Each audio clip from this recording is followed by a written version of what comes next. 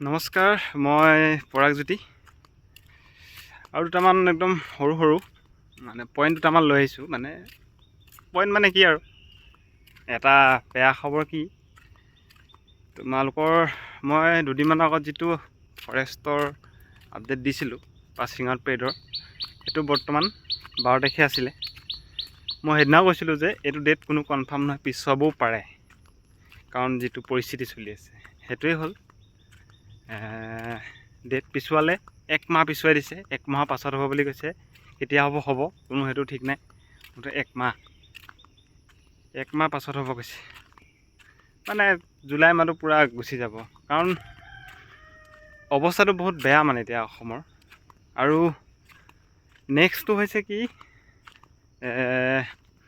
যিটো অসম পুলিচৰ ইউনিফৰ্মটো তোমালোকে চেঞ্জ হৈছে। বৰ্তমান AISF-খিনিয়ে পিন্ধি আছে, কিন্তু বেটেলিয়ানখিনিও এতিয়া সেইটো ড্ৰেছ দিব। ড্ৰেছটো CRPF লেখীয়া ড্ৰেছ হ'ব, যিটো CRPF এতিয়া ড্ৰেছ তেনেকুৱা টাইপৰ ড্ৰেছটো। সেই ড্ৰেছটো টাইপৰ হ'ব। এতিয়া অৰ্ডাৰ দিছেই প্ৰায় বেটেলিয়ানখিনিক, কিন্তু UB চেঞ্জ হ'ব নহয় নাজানো।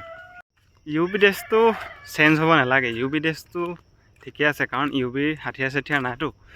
সিহঁতৰ সেই ৰঙা টুপিৰ লগত ড্ৰেছটো ভাল লাগে। বেটেলিয়ানখিনি চেঞ্জ কৰিলেও বেয়া নেদেখে, কাৰণ তেহেঁতৰ হাথিয়াৰ থাকে। চেঞ্জ কৰিলে ভাল হ'ব, কাৰণ সেইটো ড্ৰেছ বহুত পুৰণা হ'ল। সেইটো কাৰণে চেঞ্জ কৰি দিয়ক, প্ৰব্লেম নাই। এতিয়া যিখিনি আৰু নতুনকৈ চাকৰি পাবা, সেইখিনি সেইটো ড্ৰেছে পাবাগৈ গৈ পিনে। এতিয়া ড্ৰেছৰ কথাটো গ'ল। এতিয়া বৰ্তমান আমাৰ অসমৰ পৰিস্থিতিটো কেনেকুৱা? ইণ্টাৰভিউ যদি জুলাইত হোৱাহেঁতেন কি হ'লহেঁতেন এতিয়া অৱস্থা? কেনেকুৱা এটা পৰিস্থিতি হ'লহেঁতেন। এনেও পাতিব নোৱাৰিলেহেঁতেন জুলাইত ইণ্টাৰভিউ। সেইটো কাৰণে ভালেই হ'ল যি হ'ল। এতিয়া ধৰা আপাৰ আছাম আৰু ল'ৱাৰ আছাম, অসমখনৰ ওপৰফালেও একেই, তলফালেও একেই বৰ্তমান। অকল মধ্য অসমত অলপ বান পৰিস্থিতিটো অলপ কম, কিন্তু বাকী দুইফালে পূৰা পানী, একদম পানীয়ে পানী। এতিয়া কিছুমান ল'ৰা ছোৱালীয়ে, তোমালোকৰ এতিয়া দৌৰাটো পাছৰে কথা, প্ৰেক্টিছটো বাদেই, ভাত খাবলৈ দিগদাৰ হৈ গৈছে। যিকেইটা খাবলগীয়া চাউল সেইকেইটাও উটুৱাই লৈ গৈছে। পঢ়িবলগীয়া যিখন কিতাপ সেইবোৰ উটুৱাই লৈ গৈছে। এতিয়া ল'ৰা ছোৱালীয়ে ইণ্টাৰভিউ পাতিলে কেনেকৈ হ'ব?